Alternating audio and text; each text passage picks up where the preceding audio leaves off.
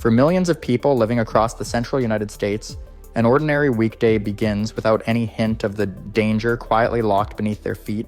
In cities like Memphis and St. Louis, the morning routines unfold just as they always do, unaware that deep below the surface, a long slumbering fault system carries stresses that have been accumulating for more than 2 centuries.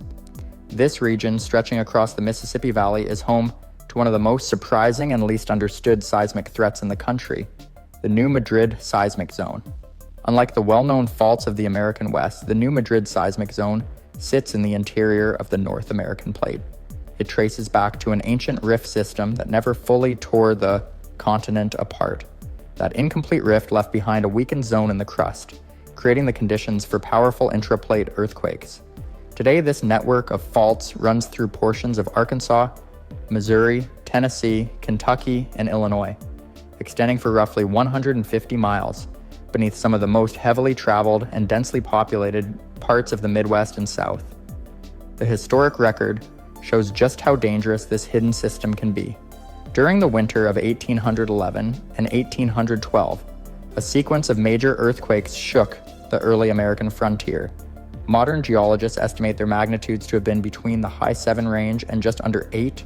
Reports from that era describe furniture sliding across cabins, ground waves rolling through forests, and houses collapsing in settlements located hundreds of miles from the epicenter.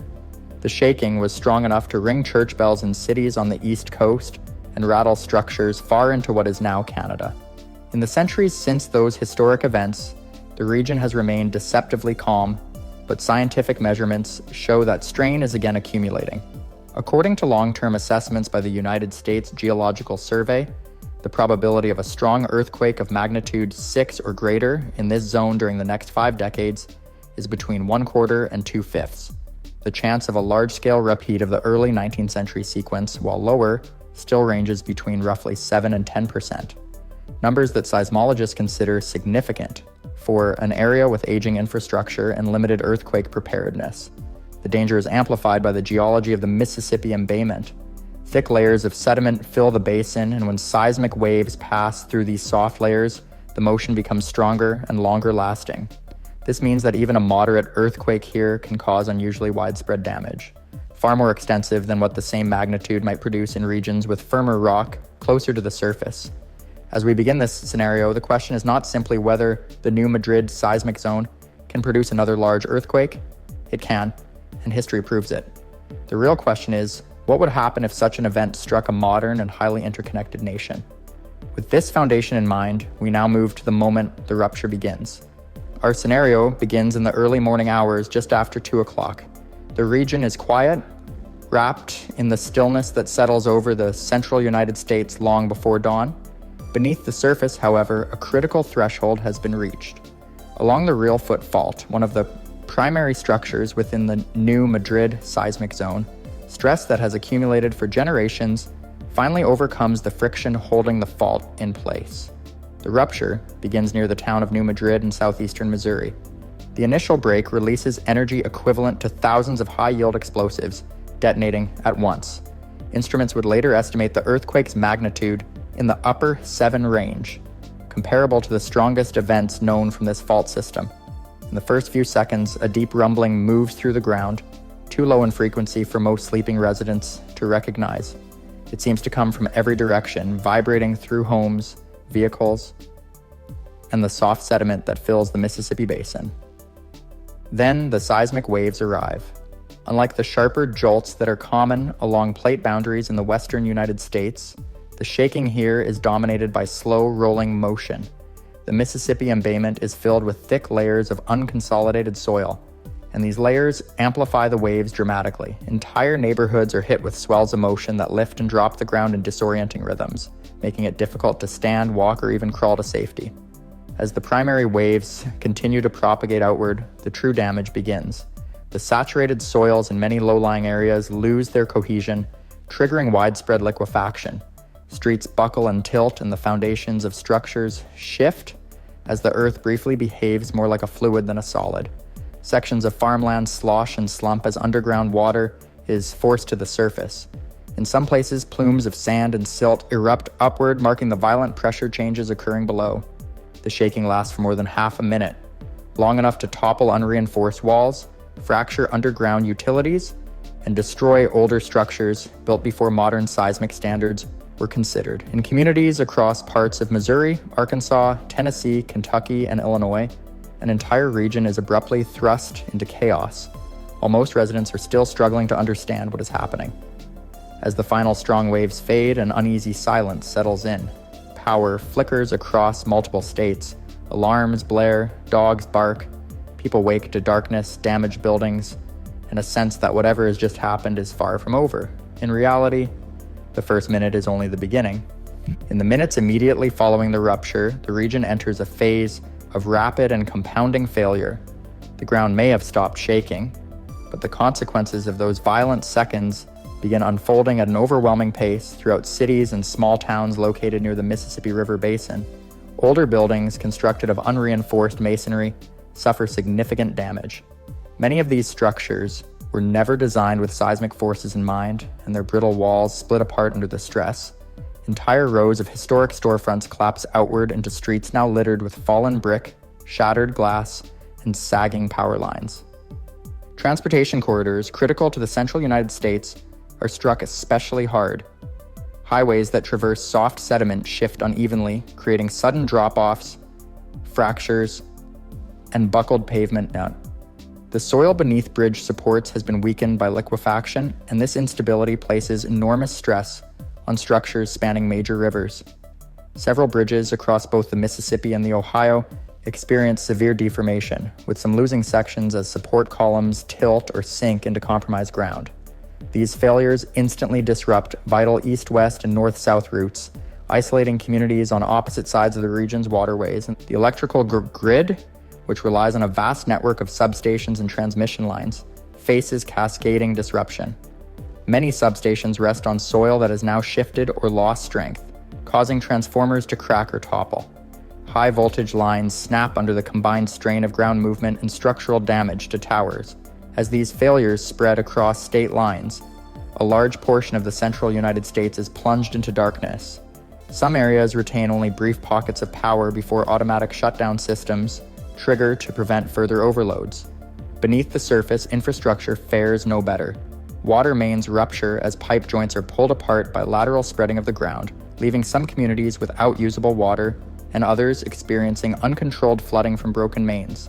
Natural gas lines, many buried decades ago without modern seismic reinforcement, break in multiple locations.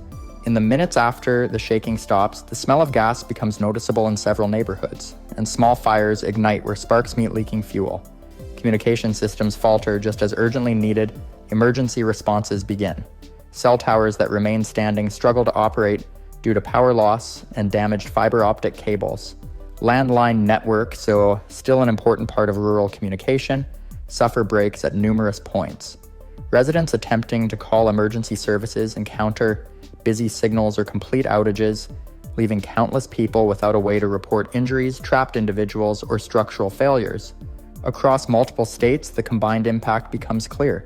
Within less than 10 minutes, critical systems that millions depend on, transportation, electricity, water supply, gas distribution, and communication, are either severely compromised or entirely offline. And with no reliable means of contacting outside help, communities are left to confront the emerging crisis on their own as the full extent of the disaster begins to unfold. As the first hour passes, the scale of the disaster begins to become unmistakable. The central United States, a region not typically associated with earthquakes, is now grappling with conditions normally seen only in the most seismically active zones. The energy from the new Madrid rupture has traveled through the rigid continental crust with exceptional efficiency, causing strong shaking hundreds of miles from the epicenter. Cities such as Nashville, Little Rock, and Indianapolis experienced severe tremors, while residents in Chicago, Louisville, and Atlanta report buildings swaying in ways they have never felt before. Many are left stunned, questioning the reality of what they are experiencing. In the core zones, the destruction is both immediate and profound, with major roads blocked by debris and bridges compromised by subsidence and structural failures. Emergency responders are trapped, unable to reach the areas that need them most. Firefighters, police officers, and paramedics who attempt to mobilize face crumbled streets and fallen utility lines, often encountering the same hazards as civilians. Many stations themselves are damaged. Older firehouses and police facilities, built without modern seismic standards, are partially or completely destroyed, leaving first responders vulnerable and limiting their capacity to coordinate relief. Hospitals that remain standing face an influx of injured people while dealing with failing infrastructure. Backup generators provide temporary electricity, but without running water and with severed communication lines, triage and treatment are severely constrained. Medical staff struggle to navigate debris-strewn streets to reach patients, and those who do arrive find themselves working under extreme pressure, treating crush injuries, fractures, and severe trauma with limited resources. The first hour thus becomes a test of human endurance against overwhelming odds. Meanwhile, communities begin to experience secondary hazards. Flooding starts in low-lying areas, where water mains have burst and levees stressed by the shaking develop leaks. Liquefaction continues in areas of saturated soil, causing further collapse of streets and undermining standing structures. Sand blows erupt across farmland and urban areas alike, spewing sediment into streets, yards, and building foundations. Each of these hazards compounds the initial impact, further destabilizing buildings, roadways, and utilities. Communication, or the lack of it, intensifies the sense of isolation. Cellular networks are down over large areas, landlines are severed, and radio stations operate intermittently, if at all. Citizens have no reliable way to confirm the safety of family members or access instructions from emergency management agencies. In this hour, the combination of physical destruction and total communication blackout transforms what is normally a safe, quiet region into a zone of uncertainty, fear, and chaos. The human and logistical challenges that lie ahead are only beginning to take shape. As daylight breaks over the Mississippi Valley, the full scale of the disaster becomes visible. Entire neighborhoods are reduced to rubble, and the landscape itself bears the marks of the immense forces released during the earthquake. Large tracts of farmland are covered with sand blows, where liquefied soil and groundwater were expelled to the surface in miniature, volcano-like formations. Hillsides and river bluffs have collapsed in landslides, sweeping away roads, homes, and small communities. Even areas that survived the initial shaking now face new hazards as weakened slopes and fractured ground continue to shift. The Mississippi River, which has long defined the region's commerce and transportation, is now a source of catastrophe. Multiple levees were compromised or breached during the earthquake, allowing river water to inundate towns and agricultural fields. Floodwaters destroy bridges and further complicate efforts to move emergency personnel, food, or medical supplies. With major interstates impassable and rail lines twisted or submerged, the logistics of delivering aid become a daunting challenge. Airports in the region report cracked runways and damaged terminals, leaving air transport limited to a few isolated locations. The human toll is staggering. Hospitals overwhelmed by injuries face shortages of staff, supplies, and clean water. Thousands are trapped in collapsed buildings or isolated communities, with rescue operations slowed by both debris and the continued threat of aftershocks. FEMA and university projections suggest that a magnitude 7.7 event could displace over 730,000 people, forcing an unprecedented wave of internal migration and emergency shelter needs. Mental health crises emerge quickly as survivors confront trauma, loss of property, and the uncertainty of their future. Economic consequences ripple outward as well. The Mississippi River, blocked or rerouted in sections, halts barge traffic, carrying billions of dollars in goods. Local and regional businesses are destroyed or forced to close indefinitely. Repairing critical infrastructure, such as bridges, levees, and highways, will take years and cost hundreds of billions of dollars. Beyond the immediate financial impact, disrupted supply chains affect food, fuel, and manufactured goods nationwide, amplifying the disaster's reach far beyond the epicenter. In the weeks and months that follow, aftershocks continue to challenge recovery. Some exceed magnitude 6, damaging weakened structures and increasing the risk of additional collapse. Communities must rebuild almost from scratch, with engineers and emergency managers prioritizing the reconstruction of essential utilities, transportation corridors, and public safety facilities. Federal, state, and local agencies coordinate large-scale response efforts, but the scale of destruction in an area unaccustomed to major earthquakes makes progress slow and painstaking. The new Madrid seismic zone serves as a sobering reminder of the dangers posed by intraplate earthquakes. Unlike regions where seismic activity is frequent and public awareness is high, this central U.S. zone combines powerful potential energy with long intervals of quiet, producing a false sense of safety. The scenario is hypothetical, but based on scientific modeling, it demonstrates that the next rupture could challenge modern society in ways few have anticipated. The survival of communities, the resilience of infrastructure, and the capacity to respond effectively will define whether such an event becomes a tragedy of historic proportions or a testament to preparedness and adaptation.